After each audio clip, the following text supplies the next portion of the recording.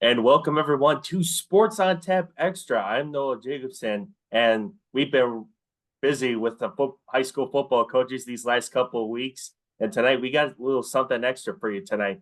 We are joined by the Shaker Heights head coach, Alex Nicholson. He is going into his sixth season as the Red Raiders head coach.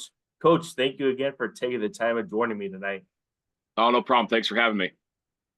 No problem. So, Coach, we'll talk about last season. Obviously, you 2 years ago prior, you guys were 3-7, and then last year you guys started off at 6-0, which no one expected you guys to really do that.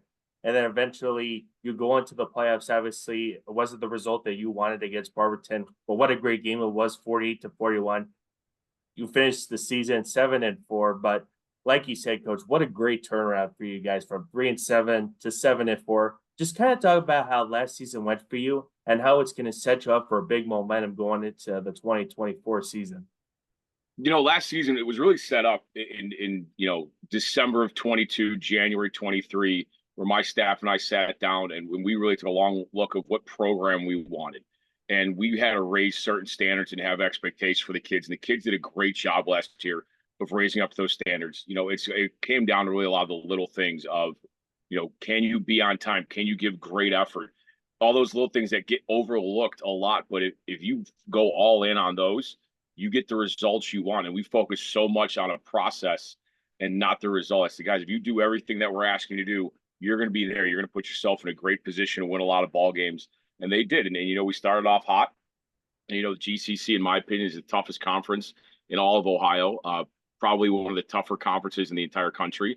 And I'm happy we competed in it. I mean, we stepped up to a lot of different challenges. And, obviously there's a lot of great programs, from, Mentor and Heights to Medina, Brunswick, Euclid. There's all these great programs, and it's just a battle every single week. And going into this season, our kids are hungry. They're hungry. They know they can compete in that conference, in our division, in our region. And yeah, we got to a playoff game. It's great. We competed in that, and we lost a close one. But I always think every program has a DNA, and I don't think that win was in our DNA yet. We had a close one against Brunswick that we started to build that DNA, but winning the playoff games, it's tough to do. Winning any football game is hard to do, but especially in the playoff, it's hard. And Barberton's been to the dance a few times in a row, and they have the DNA to do that. We just got to get there. Coach, I want to talk about Trey McKnight because this kid has been thrilled with Division I offers these last couple of years. And 2 weeks ago, he's just recently committed to the University of Oregon. What an amazing accomplishment that is for him. But just kind of talk about what's been like coaching Trey these last 3 years of high school, and how pumped are you that he's going to have a big senior season coaching him? With Trey, just like with every other kid, your job is just to keep them focused. Your job is to kind of put the bumpers on the bumper lane in bowling and just to keep them right there. They'll veer off. Just okay, let's bring back here. And no matter what they're doing outside of school, with Trey, he's dealing with something that 20 kids in the country know what he's going through. He's a 5-star. According to all the different recruiting rankings, he's the top safety in the country according to all those rankings. But to me, as the head coach, I'm worried more about the kid and the human being. Can we just keep, what's his mental status like? Is he focused? Is he still driven? Is he still doing the right things and saying all the right stuff and believing all the right things that's going to make him a better human being down the road? But he is a great kid. He does all the right things. He says all the right things. Obviously, it's a once in a lifetime opportunity. Take advantage of it, man. Take advantage of it. You don't know what happens, 6 months, a year, 2, 3, 4, 5 down the road. So enjoy the moment, kid. And what I tell every kid that's being recruited to go play college football, every high school kid's experience is unique. There's no two recruiting experiences that are alike. You can ask every high school coach across the country. Everyone is different in one way or another. And obviously for Trey, it was different than any other kid that I've ever coached. I've never coached a kid like that. That's been ranked that high and had so much attention on him. But he's just a great kid to coach, great kid to be around and watch him continue to grow. And been around him now for 4 years, and I'm excited for him. Yeah, Coach, besides talking about Trey, obviously you get your running back, Cornell Beard. What a big year he had last year. And even Cam Jackson, Isaac Smith, Brian Mitchell. Just kind of talk about how those guys will be a big impact offensively and defensively, and even talk about some of the other players that are making a big impact and will have a big momentum going into the 2024 season. Having Cornell back is huge. In my opinion, Cornell is, a top 3 back in the area. His wrestling background, I always say a football player should wrestle. You know, because football, when it comes down to it, you're in a phone booth at a lot of different points in the game, and you got to deal with leverage and hand fighting, and tackling is wrestling. Wrestling is tackling. So his wrestling background allows him to have great balance and be able to shift and maneuver his body to make people miss. And on top of that, he's a big, strong kid. I was in the weight room today, and he's power cleaning 220 or pain cleaning 225 like it's nothing, with great technique. And he's benching, 280 something, and he's doing all those great things. But he really cares. What makes him really great, especially, he really cares about his teammates. And I always look at these guys, everybody looks at them as the athletes. We all see it on Twitter and Instagram and Huddle. They're the athlete, but they're people, they're human beings. And you always have to look at them for that. So he's a great teammate. He cares about his teammates. He cares about his brothers in that locker room, the guys that wear the jersey. And that's what makes him special. You mentioned a guy like Isaac Smith. When I saw Isaac Smith as a freshman, they'd go play a game on a Thursday night at home. And, I'd be watching the game and I'd come out of my office and, after the game, and then go get my car to go home. And he's hitting the single man sled after a game. Doesn't matter win, loss, he's just hitting the single man sled. And I'm just sitting there, I pull over to the side, and I'm watching this kid just go after the single man. And I love it. And then from there, we just knew he was going to continue to blossom and grow. He had the drive, he had the work ethic, all those wonderful things. And now you start to see it. And he's starting to be that heartbeat kind of kid of the team where he just goes. Reminds me a lot of the same tone of like Will Berglund, where you just never question that kid's effort. And, I look at a kid like with him, and then another kid like Andy Benacasa, who's a 3-year starter for us at offensive line and at defense too, and plays a pivotal role in that. Those heartbeat guys, those guys where you never have to question effort. You always want those guys. And, I think Coach Gibbons said this on your show about toughness, right? You can always teach toughness, but sometimes there's that innate ability to drive, to have that drive amongst yourself. Just see he's another one of those kids. And that would go back to our DNA. The more and more you have those guys come together, the more that DNA influences other people to build a great program. Brian Mitchell, Cam Jackson, two elite, wide receiver, DBs that have great speed, great range. It's, again, you put the bumper lanes on those guys, just keep them focused. So really happy with our guys. We have a lot of young guys, coming from a veteran team we had last year. A lot of our guys last year were 2-3 year starters, from your Will Berglunds, your CJ Landrums, Abdullah, Mods, Brian Patterson, Steve Henderson, Isaac Wood. I could talk about them all for days. But when you graduate those guys, what always happens is you have a lot of younger guys that need to step up the next season. And we're getting to a point where, we want to get to a point where it's all right, next man up. We're still next man up.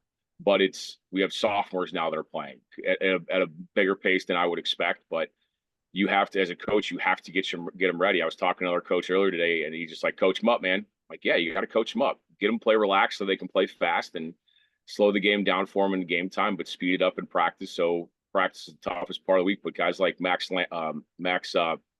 Resnick, a great sophomore, Dwayne Spencer, Brian Fleshman, these guys are going to be really good for us for a couple of years. And I'd be remiss if I didn't bring up Emery Landrum, who is one of the better offensive tackles I've ever coached. I mean, you talk about a guy with great feet, great hands, power at the point of attack. He's got it all. He really does have it all, and I'm really excited for him. Coach, we always like to ask other coaches this. When it comes to the youth program, just kind of talk about how that's going for you guys so far, and what's it been like for like some of the younger kids that kind of idolize some of the varsity football players. With our youth program, when I got here, we had to move some things around, and we had to rebrand, and we start up. So I believe it's our 3rd year of our rebrand. So we're just starting. We're going to see the fruits of that labor coming up in a couple of years. Obviously for a long time with Coach Bino Watkins, there was the Fire Raiders, and that produced a lot of great talent. I got to coach Tommy Dunn and Jade Walker that came from that Fire Raiders, and we want to do that. Keep that tradition going. But I think in every community, your youth football players have a tendency to idolize the high school football players. They're professionals. They're the celebrities. And especially when you got guys like Cornell Beard and Trey McNutt and Andy Benacasa, guys that just everybody knows who they are because of what they do on the field. And they're celebrities. They're celebrities. I remember my high school days, and you look at those young kids' eyes, and it's something special. I tell you guys all the time, it's you're always got to cherish those moments, because like I said before, you never know when those moments are going to end. Coach, one of the things that really sticks out to me is that you're now coaching the girls' flag football team right now. And I could just see the excitement that they have when they're going out playing and competing against some of the other teams. Just kind of talk about what's it like coaching the girls flag football team, and how that is becoming a growing sport in Northeast Ohio. Well, I do want to clarify. Last season, I didn't get a chance to coach. My father passed in March, so I had to step away and handle my family and be with them in Chicago for a couple of weeks. But no, you coaching that first year, and I expect to coach next year. It's a lot of fun. When I started coaching, my first year coaching ever after football season, I got asked to coach freshman B team girls basketball at St. Charles North High School in Illinois, and it was different.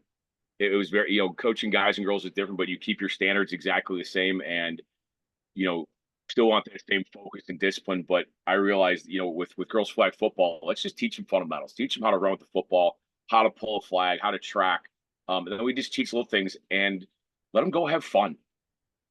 Football is fun, and my goal has always been to build this sport and to make this bigger. And I think football is the best sport on the planet, and to do it through girls flag football and in that avenue, it's really special and it's an honor. And I know girls have already asked me, "Hey, coach, when we start in practice?" I'm like, "Let me just get through this season, and we'll start up in January, February, and we'll get some skills training going." But it's a lot of fun. It's a blast coaching the girls. I teach a lot of them in strength conditioning class, so I see them all in other sports, and they're a blast. It's a blast. It's a fun time. Coach, you were previously at Brush from 2016 to 2018, and now you're going into your sixth season as a Red Raiders head coach. Just kind of talk about some of the biggest differences that you had going back to when you were the assistant at Brush to now going into your sixth season as the Red Raiders head coach. Biggest differences. Well, there's a lot of big differences. One thing that what I've learned is that no matter when you go from an assistant to a head coach, you're never fully prepared.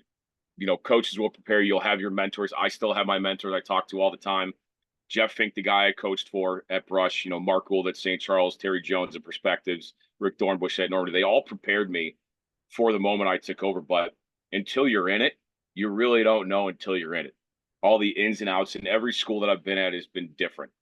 It's been unique in their own way with, different, facility issues or scheduling things or how the school, the inner works of the school, everything's been different. So nobody can really prepare you for those things. But biggest difference is, you get to be called head coach, but you're still coaching kids. You just boil it down to the basics, and you're still coaching kids. Yeah, your workload's a little more, with budgeting and fundraising and all those other things. But you're still coaching kids. That's the main thing my joy and, when I'm the head coach is to be out there with the kids. I mean, I just came off the practice field about an hour ago, and it was a great practice. Seeing the kids excited. We competed at the end and did a little best on best, best of 3 series. It came down to the rubber match. Came down to a close call, but you see that excitement of the kids. That's the fun part of it. I mean, being an assistant, being a head coach, you're coaching kids, you're having fun. Coach, talking about your non-conference schedule, obviously you start off with Willoughby South and then Brush and then Solon, kind of like the same non-conference schedule you had last year. What are some of the biggest differences that you could take last season as you prepare for the same non-conference teams that you had for this season? Going into this year, like I tell our kids all the time, is last year we kind of snuck up. I thought we kind of snuck up on some people. People weren't ready for us. I believe it'll be, and that happens. When you get a team that went from 3-7 like we did in 22 to our turnaround in 23. Now I think teams will be a little more ready, more prepared. Being a high school kid, you're like, oh, we're playing that team, okay, or oh, we're playing that team. Let's strap it up. We got to go. There's always a different mindset going into week to week.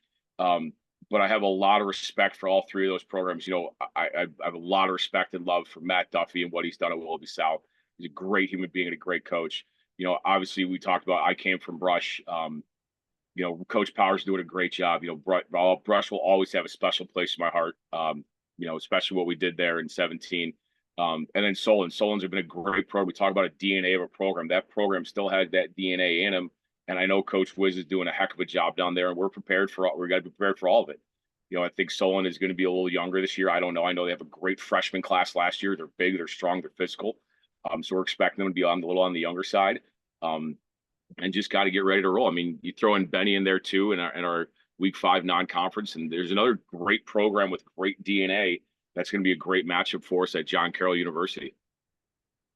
And then, Coach, for the first time in a couple of years last season, you guys were back in the Greater Cleveland Conference. And then a couple of those losses were to Menor, Medina, and then Cleveland Heights. What can you take for some of those games that you did beat and lost to as you prepare for the 2024 season? I'm going to say something that Coach Jeff Fink taught me, and you always knew it, but you never really put into words. It's that football is the toughest game to win. The game of football, you can be in baseball. You can have Randy Johnson stand on the mound and just throwing gas, right? You could have great goalie like Dominic Hasek in the net standing on his head. You could have LeBron James taking over a basketball game, right? Those are all team sports, but you could have one guy that truly just stands up. If Peyton Manning's wide receivers don't run routes, you ain't winning ball games, right? If that defensive line doesn't get a pass rush, corners can't cover for 4 or 5 seconds every time. You ain't winning ball games. But what it really comes down to in that football game is you have 65, 70, 80 plays, whatever it is. But it really is about 8 to 10 plays that make a difference. And every week, no matter if we win or lose, I put those 8 to 10 plays up. And that's the first thing we watch on Saturday when our kids are done lifting. We watch those plays. Hey, guys, here are the 8 to 10 plays that really mattered in the football game. The thing about that is you never know when they're going to come. With Brunswick, that one-handed catch with Trey, and then also the deep ball to Aiden Murray. We had a big stop to end the game. Those plays, you just don't know when they're going to come. And then you go to Medina, we fumbled twice on kickoff. Our receiver aligned too far inside and allowed the linebacker to come underneath, and there was an interception. You just don't know when those plays are going to happen that make the difference. But it comes down to 8 to 10 of them, and the more of those plays you make, the better chance you got to win. Well, Coach, we can't thank you enough for taking the time and joining us tonight as you prepare for the upcoming 2024 season. And we hope at Sports on Tap to get you and maybe some of the couple of players to get on the show. Yeah, absolutely. Just give me a heads up. I'll get some of the guys on with us. All right. Thanks, Coach. All right. Thanks. Have a good night. Thank you.